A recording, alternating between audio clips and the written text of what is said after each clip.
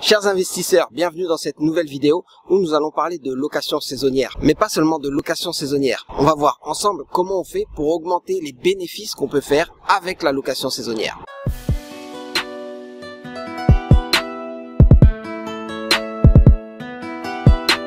Bonjour à tous, investisseurs, investisseuses.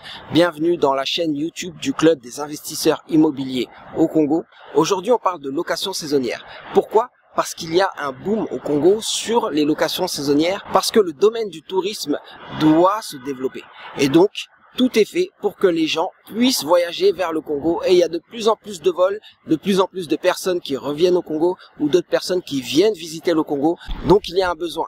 Il y a des hôtels, c'est une chose, mais avec le service où vous payez très cher un hôtel ou alors vous payez moins cher, mais vous pouvez vous attendre à un service minimum. Le bon compromis, ça reste les locations saisonnières. Vous avez des appartements, vous avez des maisons et les clients font eux-mêmes le service, donc ils sont rarement déçus. Aujourd'hui, on parle des indicateurs de performance quand on fait de la location saisonnière. Il y a 3 indicateurs à suivre. Ces 3 indicateurs vous permettent de piloter votre activité et donc d'augmenter les revenus que vous avez grâce à la location saisonnière.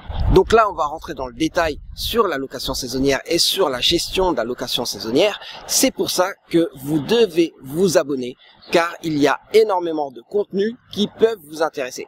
Abonnez-vous au Club des investisseurs immobiliers au Congo. La chaîne est sur YouTube. Vous vous abonnez et vous partagez aussi la chaîne à des gens qui sont intéressés par l'immobilier au Congo et surtout par les investissements immobiliers au Congo. Alors aujourd'hui, on parle de location saisonnière. C'est quoi les locations saisonnières? Déjà, les locations saisonnières, c'est quand vous laissez un bien pour une très courte période, donc maximum 3 mois, et ce bien est meublé. Les personnes arrivent et ils peuvent directement se servir de ce bien, donc c'est une formule clé en main. Et ensuite, ils vous laissent le bien. Ce qui est intéressant aussi, c'est que on vous paye d'avance, mais aussi on vous laisse une caution pour s'assurer qu'on va repartir sur de bons termes. Alors maintenant, comme promis, on va parler des indicateurs à suivre dans la location saisonnière. Cette propre activité, si vous avez un portefeuille de biens immobiliers que vous consacrez aux locations saisonnières, vous allez utiliser ces 3 indicateurs pour vous permettre de suivre les performances de vos différents biens. Ça vous permettra d'ajuster, de piloter, de gérer et s'il faut, de revendre ou d'arrêter certaines activités ou alors d'augmenter d'autres activités. Donc augmenter le nombre de biens sur un tel secteur ou un tel quartier. Rentrons tout de suite dans le vif du sujet. Le point numéro 1 dans les locations saisonnières, c'est le taux d'occupation. C'est un indicateur qui vous permet de savoir si vous avez une bonne efficacité commerciale. Ça veut dire si vous arrivez à remplir vos biens, donc à faire en sorte qu'il y ait de moins de vacances possibles. Ça veut dire le moins de jours possible où il n'y a personne dans votre logement. Car chaque jour où le logement est vide représente potentiellement une perte. Le taux d'occupation, c'est le nombre de jours occupés sur le nombre de jours total. Si vous faites un taux d'occupation mensuel, ça va être par exemple 20 jours occupés sur 30 jours du mois ou 31 jours du mois. Si vous faites un taux d'occupation annuel, vous allez avoir par exemple 200 jours occupés sur 365 jours. Cette simple division vous donne un taux d'occupation en pourcentage qui peut être de 60%, de 70% ou même plus et donc vous permet de savoir si vous avez bien travaillé et que vous avez bien sûr bien rempli votre calendrier. Alors en quoi est-ce important ? Le taux d'occupation est important dans le domaine de l'hôtellerie et dans le domaine des locations saisonnières parce que si le taux d'occupation est élevé, ça veut dire que vous allez gagner plus de revenus. Bien sûr, parce que les personnes qui vont être dans votre bien immobilier, ces personnes vont payer. Et le fait qu'elles payent, c'est des revenus pour vous. Plus il y a de personnes ou plus il y a de nuitées, plus vous allez gagner d'argent. Même si bien sûr, quelquefois, vous allez faire des prix spécifiques quand les personnes viennent pour du plus long terme. Par exemple, sur une semaine ou sur 2 semaines. Mais on va y revenir juste après quand on va parler du deuxième indicateur. Sur le premier indicateur, vous, ce que vous avez à faire, c'est de vous assurer que votre bien sera loué au maximum. Donc, le plus de jours possible sur le mois, sur l'année, et vous allez être sûr de maximiser vos gains. C'est comme ça qu'on maximise les gains. En ayant beaucoup de locataires ou alors des longs séjours, ou plutôt, on va dire, des périodes de vacances qui sont très limitées. Ce taux d'occupation, si vous le multipliez au prix de la nuitée, vous allez trouver les revenus que vous gagnez. On parle ici du deuxième indicateur, le prix de la nuitée. Mais en fait, on parlera surtout du prix moyen de la nuitée. Parce que le prix varie. Vous avez des périodes où vous allez avoir des prix plus élevés que d'autres périodes où vous allez avoir des prix plus bas. C'est normal, c'est pour vous le moyen d'avoir un taux d'occupation maximum. C'est en baissant le prix quand vous savez qu'il y a moins de demandes et aussi en augmentant le prix quand vous savez qu'il y a plus de demandes. Plus il y a de demandes, plus vous pouvez augmenter les prix parce que vous êtes sûr que, comme aux enchères, c'est les personnes qui voudront payer le plus qui auront le bien. Mais vous avez des périodes creuses et vous avez des périodes où il n'y a pas énormément d'activités qui font que votre bien peut se retrouver vide. Et vous allez donc ajuster par les prix. C'est pour ça qu'on va plus parler d'un prix moyen que d'un prix à la nuitée. Car aujourd'hui, si vous vous basez sur le fait que vous avez un bien que vous louez à 50 $ ou à 100 $ par nuit, vous n'allez pas compter les moments où vous avez fait moins cher parce que les personnes ont pris une longue période ou alors parce que vous n'aviez pas de demande et vous avez baissé les prix, vous avez fait des soldes. Donc, toutes ces périodes sont à prendre en compte. Vous allez prendre tous les revenus qui vous ont été payés pour une location saisonnière et vous allez diviser par le nombre de nuitées que vous avez réservées. Et avec ça, vous allez avoir un prix moyen. Là encore, vous avez un nouveau levier. Tout à l'heure, on parlait d'un taux d'occupation où on sait qu'il faut être très commercial et assurer que les gens vont louer, réserver votre bien. Donc, vous allez avoir un taux d'occupation élevé. Là, on parle du prix. C'est un deuxième levier, c'est le prix. Si vous pouvez augmenter le prix, vous pouvez augmenter vos revenus. On parle de prix moyen. Vous n'augmentez pas seulement à un moment le prix, mais vous augmentez en général le prix. Ça veut dire ou vous augmentez le prix quand vous avez des périodes creuses, mais ça veut dire que vous êtes sûr de vous, ou alors vous augmentez les prix tout le temps, ou les prix quand vous avez des périodes où il y a de la demande. En gros, en fonction de ça, vous allez avoir un prix moyen et c'est sur ce prix moyen que vous allez jouer. Plus le prix moyen est élevé, plus vous avez de chances donc d'avoir des revenus conséquents avec les locations saisonnières. Voilà donc un levier que vous devez utiliser si vous voulez gagner plus d'argent. Alors, il ne faut pas avoir peur d'augmenter les prix, même si vous vous dites que les personnes vont râler parce qu'ils vont trouver ça trop cher. Sachez que vous augmentez les prix en fonction de la demande. Plus la demande est forte et plus vous pouvez augmenter les prix. Et il ne faut pas hésiter à augmenter les prix car les personnes qui cherchent des locations vont bien sûr débourser plus pour pouvoir avoir votre bien immobilier. Donc pensez-y, le prix moyen est un indicateur à suivre régulièrement. Vous pouvez suivre le prix moyen sur chaque mois ou alors à l'année ou alors par trimestre ou alors en fonction des saisons. C'est comme vous voulez, mais vous suivez un prix moyen et vous essayez d'ajuster, vous essayez de l'augmenter pour augmenter vos revenus. Alors les bénéfices, quand vous avez plus de revenus, vous avez des chances de faire plus de bénéfices, sauf si vous augmentez les coûts. Alors c'est le troisième indicateur, c'est les coûts de gestion.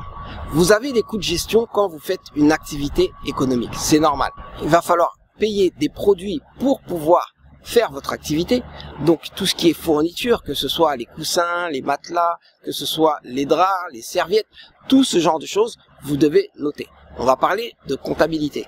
Tout de suite, dès qu'on parle de comptabilité, il y a des personnes qui fuient. Mais il faut pas fuir parce que la comptabilité, c'est normal et c'est surtout la clé pour réussir votre activité économique. Donc, vous notez les prix. Vous notez les prix de tout ce que vous avez acheté pour votre location saisonnière, mais vous notez aussi les frais que vous avez pour que ça fonctionne. Vous allez avoir du courant. Si vous avez par exemple un système de prépayé, vous voyez tout de suite que vous pouvez mettre par exemple 30 $ par mois de courant pour vous assurer que chaque locataire qui sera en place aura au moins du courant. Mais vous allez aussi avoir de l'eau à payer chaque mois. Donc vous allez payer par exemple un forfait de 25 $ ou 30 $ par mois pour être sûr que l'eau chaque mois arrive chez vous et que chaque locataire pourra en profiter. Mais vous avez aussi des charges quand vous faites appel à une société extérieure pour faire la gestion. C'est aussi une technique pour assurer que vous allez avoir des revenus passifs. Parce que, on l'a dit sur une autre vidéo, la location saisonnière c'est bien,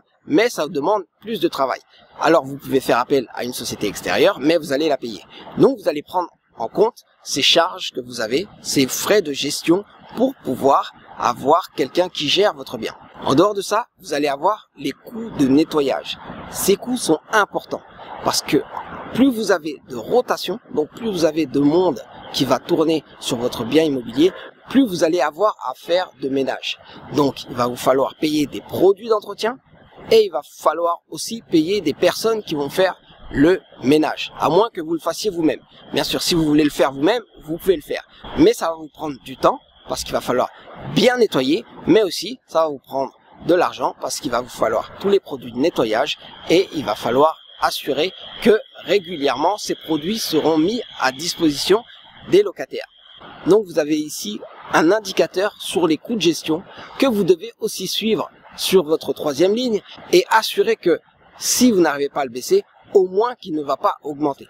Parce que s'il augmente, vous allez perdre en bénéfice. Donc assurez-vous de le voir évoluer et s'il augmente, vous vous assurez de comprendre pourquoi il augmente et d'expliquer cette augmentation. Expliquer l'augmentation des coûts, mais aussi expliquer la diminution des coûts, juste pour voir à quel point vous devenez un spécialiste de la location saisonnière. Donc, apprenez à suivre ces indicateurs et à les expliquer. Tout comme vous allez suivre les prix moyens et aussi les expliquer. Ça peut être expliqué par la saisonnalité, mais ça peut être expliqué aussi au fait que vous ayez des clients fidèles à qui vous faites des prix. Pour ce qui est du taux d'occupation, l'explication est purement commerciale. Est-ce que vous avez relancé les personnes? Est-ce que vous avez bien communiqué avec les personnes? Est-ce que vos annonces sont bien faites? Est-ce que vous répondez rapidement? Est-ce qu'elles intéressent les gens? Et est-ce qu'elles sont sur les bons sites ou sur les bonnes plateformes? Est-ce que votre site internet est bien référencé? Tout ce genre de choses vont faire que votre taux d'occupation va augmenter. Donc, travaillez sur ce côté commercial pour le taux d'occupation. Travaillez aussi sur le côté commercial, la fidélisation et aussi sur le côté financier pour vous assurer de générer des revenus avec un prix moyen à la nuitée que vous allez maîtriser et aussi travailler sur les coûts grâce à la comptabilité, grâce à l'explication des coûts que vous allez avoir pour diminuer au maximum les coûts. Avec tout ça, vous faites un pilotage de votre activité de location saisonnière et vous allez gagner de plus en plus d'argent et surtout de la maturité, surtout de l'expérience parce que c'est ça qui fait la différence. Si vous êtes expérimenté, vous savez quel piège éviter et vous savez aussi là où vous avez des possibilités pour gagner plus d'argent. Car on en est là, vous gagnez plus d'argent, vous avez une meilleure rentabilité sur votre bien immobilier et vous pouvez donc refaire cette opération pour gagner encore plus et donc multiplier vos gains pour monter votre empire immobilier. Donc profitez bien de tout cet enseignement et apprenez à gérer vos locations saisonnières car elles vont vous rapporter énormément d'argent si vous apprenez à le faire. Et comme j'ai dit, on parle pas seulement d'argent, on parle aussi d'expérience. Voilà en gros, j'espère que cette vidéo vous a appris l'essentiel sur la gestion des locations saisonnières. Donc les 3 indicateurs à suivre qui sont le taux d'occupation, le prix moyen et aussi les coûts de gestion. Une fois que vous les connaissez et que vous apprenez à les suivre, à les maîtriser, vous devenez un expert de la location saisonnière et vous gagnez plus d'argent. N'hésitez pas à mettre en commentaire des questions sur les locations saisonnières, comment ça se passe, et aussi à partager votre expérience avec les autres investisseurs, car la communauté s'agrandit et grâce à vous, nous pouvons avoir des échanges de qualité. C'est tout pour aujourd'hui, on a parlé de location saisonnière et des indicateurs à suivre pour avoir une meilleure performance. C'était Serge Aliwania pour le club des investisseurs immobiliers au Congo. Restez connectés, restons connectés.